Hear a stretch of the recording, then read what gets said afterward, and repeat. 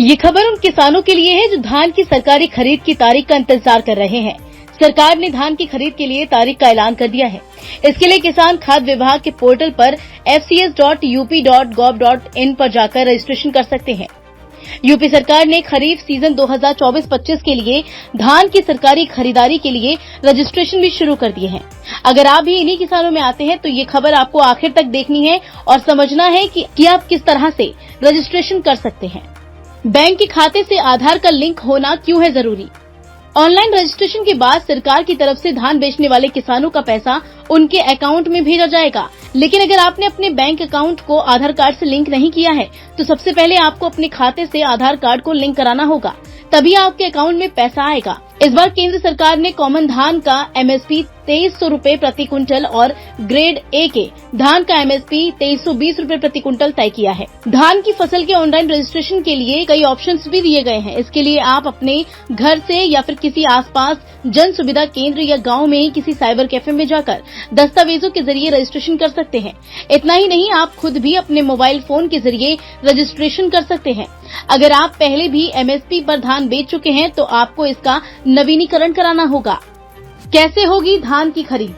UP सरकार ने धान की खरीद के लिए प्रदेश को 2 जोन में बांटा है। दोनों जोन में अलग अलग समय और सीमा तय की गई है।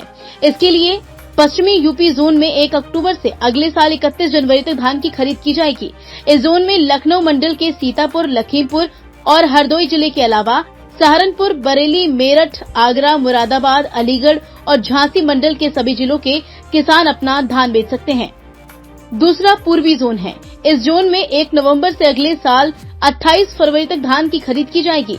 इस जोन में लखनऊ मंडल के उन्नाव, रायबरेली, लखनऊ के अलावा अयोध्या, कानपुर, चित्रकूट, बस्ती, गोरखपुर, देवीपाटन, वाराणसी, मिर्जापुर, आजमगढ़ और प्रयागराज मंडल शामिल है।